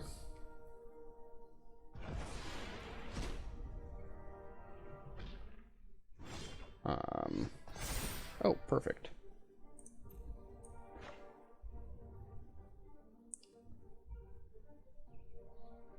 Yeah, I think I'll Angel of Sanctions. I like that. This just puts another flyer on the board. Exile that. Get this back. And say go.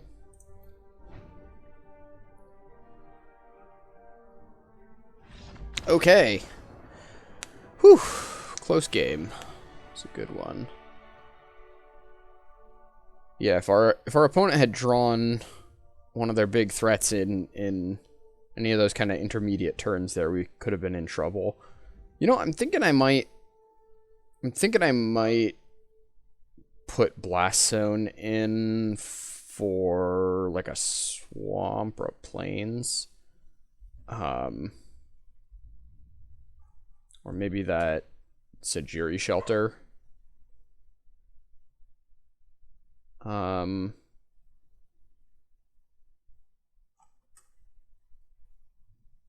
Put it in for a plains, I guess. My thought is that being able to get rid of their brain maggot with a blast zone could be really helpful. It's also a way of dealing with Golos, a slow way, but like I know that the big threats that I care about are on 5, so one thing I could do is I could have a blast zone that I charge up to 5 and then wait for them to draw their thing. So it gives me kind of a proactive way of guarding against one of their more potent threats in a longer game.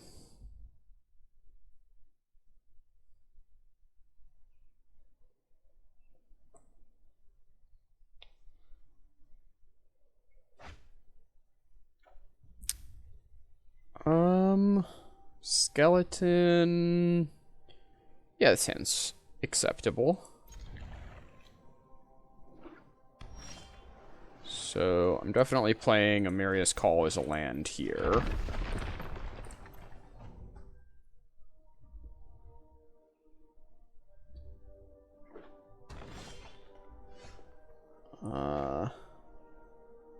Go ahead and run out a reassembling skeleton.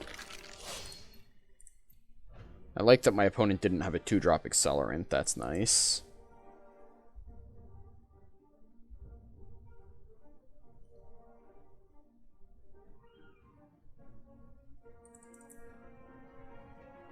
Almost have enough to cast this Cloudblazer. Okay, I've got enough lands in hand now to cast the Cloudblazer, which is pretty solid. I think I'll play Stonecoil on 3. Yeah, I like that. I'm very likely to Skyclave whatever they play next turn, so this just lets me use my mana a little bit more efficiently.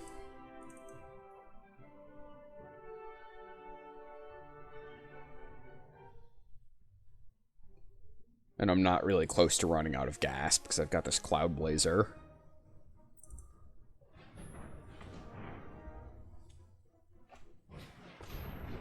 Wildborn Preserver, sure.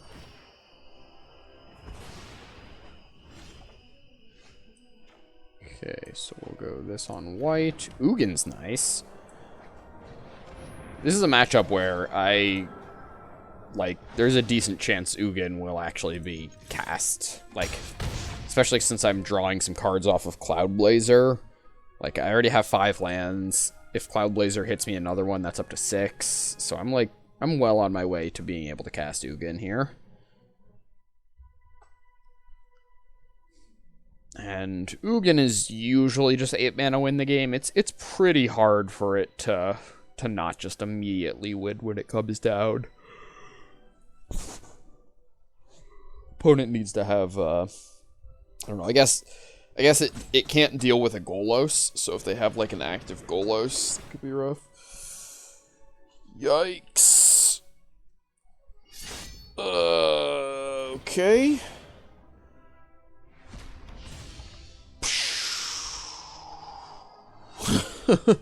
Hostage taking my Skyclave. I don't like that. And I can't quite hit the hostage taker with the glass casket. Well, I guess I'll just play a Cloudblazer. Plan on winning by getting up to Ugin mana. Attack here. They are at 12. So Skyclave is really nice because they can hit the Stone Coil, and because it's has X in its mana cost, its converted mana cost is actually 0. So even if I deal with the Skyclave, I get a 0/0 illusion that just immediately dies. So it does nothing. I guess I do technically get the illusion, and even though it's a 0/0, if I had a Blood Artist, I would get a death trigger. course, if they have a Blood Artist, they get the death trigger. No! Ugin!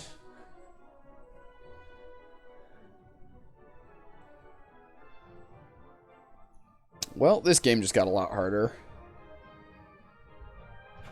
Yep. I take the Ugin. Greater matters to attend to. Yikes. Okay.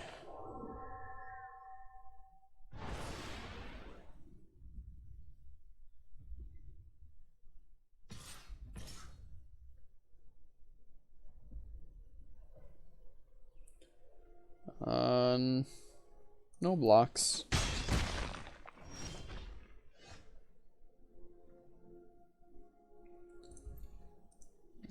Hit with the Cloudblazer. Play Seasoned Hollow Blade. I'm like debating about just not even playing any more lands right now because I've got the Felidar Retreat. And I don't think I really have anything else that costs more than 5. And I can play a land and if I wanted to like start to finish in the same turn. I mean, it doesn't let me reassembling Skeleton as much.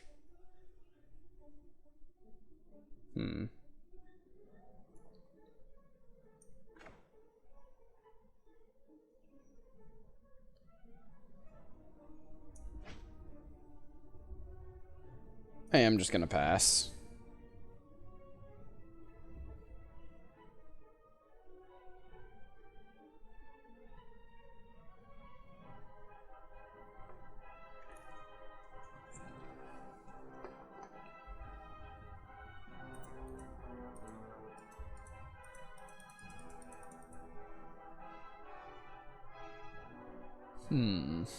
Opponent's down to 9.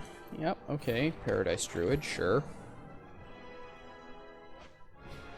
Elspeth's Nightmare. Destroy a thing that costs 2 or less, sure. So they'll destroy my Cloudblazer. Yep, that seems good. So go to attackers. No attacks. So start. And now I have to Glass Casket this turn, otherwise it doesn't do anything. So what do I hit with the Glass Casket? I guess I'll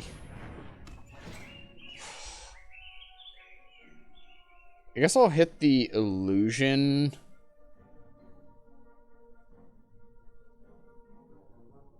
Yeah.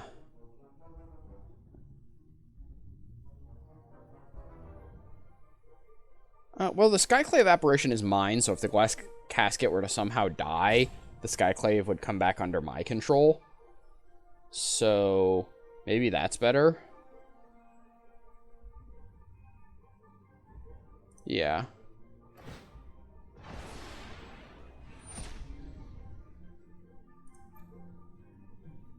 Go to combat. Attack my opponent with this Seasoned Hollow Blade.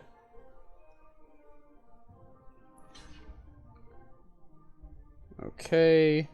I will pitch a Concealed Courtyard.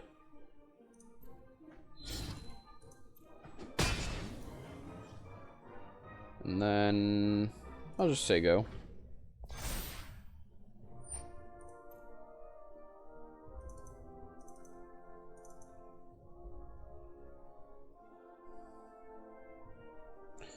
So I gotta spend this finish next turn or it's going away because of Elspeth's Nightmare. I'm like kind of hesitant to kill this Hostage Taker because I know they have a Unburial Rites in their deck, so that's a little iffy. Okay. Well, I guess I can finish that. That's a fine enough target.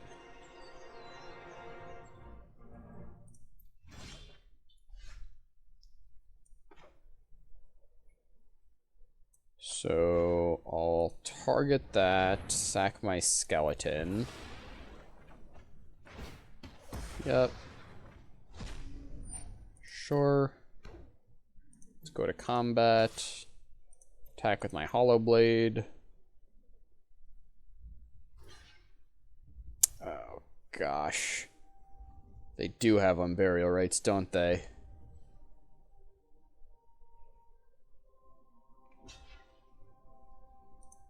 Yeah. Pitch a swamp.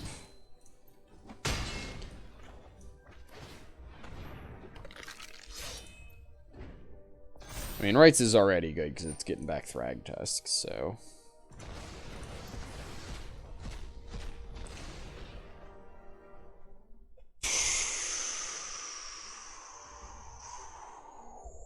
What would I like to draw? Angel of Sanctions is always strong.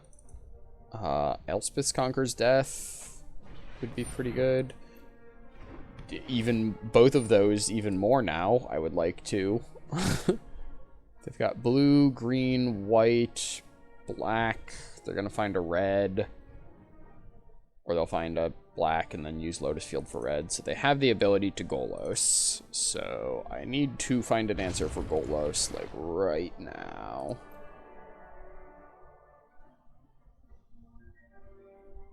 Well, it's not an answer to Golos, but it is a pretty good draw. So if I fell at our retreat, then I land, I can go counters on my team. I still don't have good attacks, but next turn I might. Unfortunately, I think Golos is going to outclass this fell at our retreat.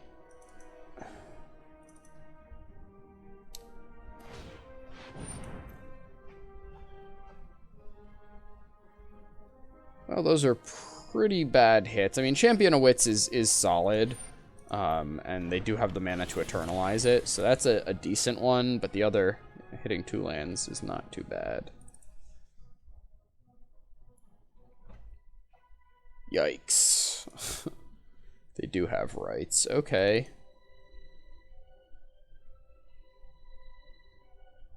Yep. Well, there's the blast zone.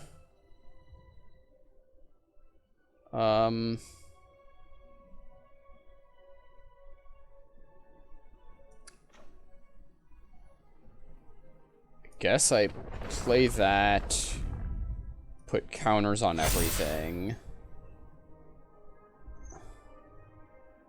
I can attack, but I don't really want to trade a swamp for a beast. Swamp is just much better than beast is right now. So I'll plan on charging up the blast zone.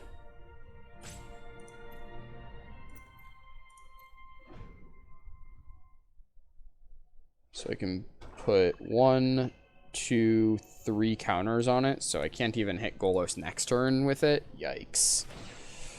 Yup. Ugh, they got an Assassin's Trophy too. Okay, they hit the fell at our retreat with the trophy, sure. Yeah, I'll go get a land. Solemn, okay. And they have a land.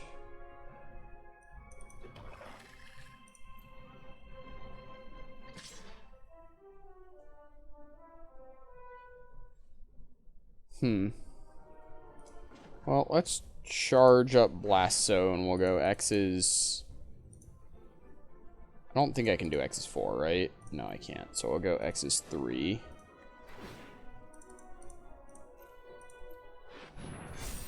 So now there's 4 counters on the Blast Zone. Ugh. Dang, there's the passage for the Felidar retreat. Well, I guess we just play it because we don't have any way of getting it back. So, yeah, just might as well thin my deck a bit.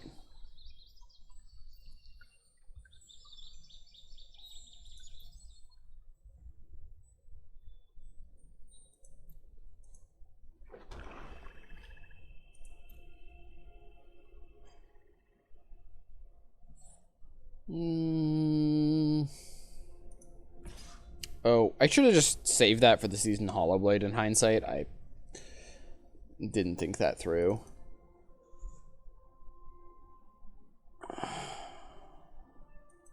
Just gonna go no attacks. Pass the turn. So there's a chance our opponent decks here. They are at 12 cards in their deck.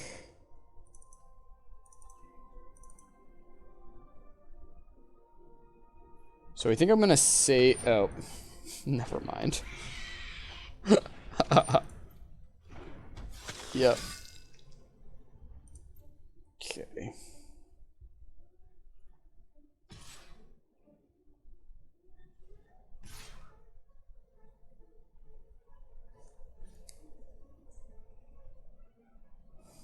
I'm gonna put one more counter on the Blast Zone. I'm not gonna use it just yet, though. So, my thought process now is that... Ooh, Castle Ardenvale is a really good draw. My thought process now is that my opponent is in danger of decking. So, I want to try to deal with their threats that could break through this board stall. So that would be like Elder Gargaroth, Thief of Sanity. Yep.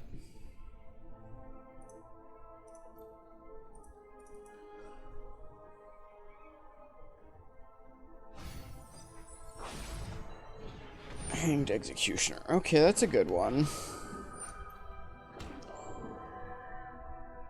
Gosh, if I had Ugin, if only, if only.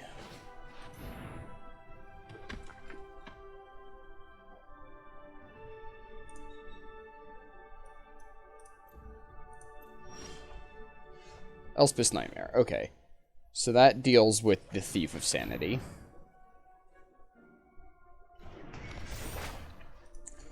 That's actually a really good draw, because that also puts the pressure on them to use this on Burial Rites.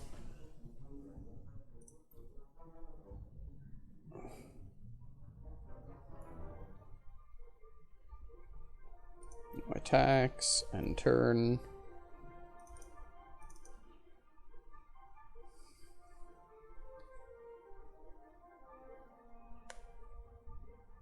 Looks like they're trying to decide if they want a Golos or not. They decided against it.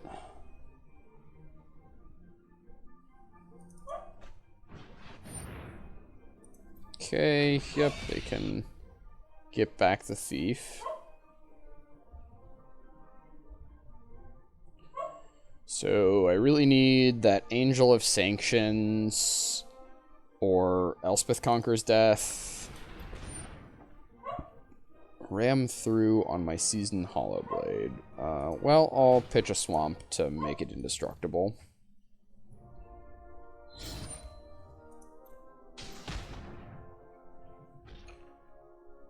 So maybe my opponent's considering a big attack here.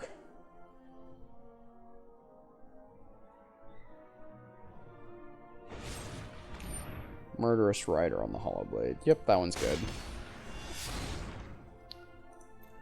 Okay. Oh, it already has Indestructible. They needed to do that in response to the trigger for that to work. That's unfortunate.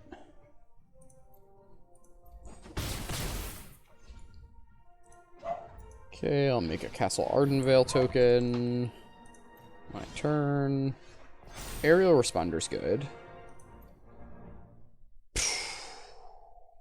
Does not help against a Voracious Hydra, though. Well, I think I have to play it.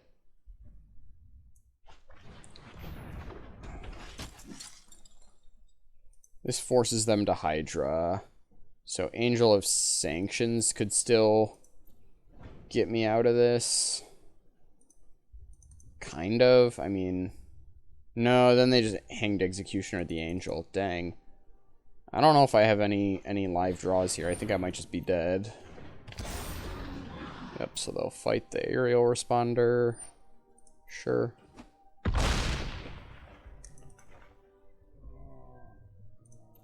Opponent's drafting an awesome deck. I love the decks that play Golos and Solemn and just a bunch of nonsense. Those are very fun to play. I'll wait one more draw step, see what I hit, but I don't think there's, I don't think I've got anything left that could dig me out of this here.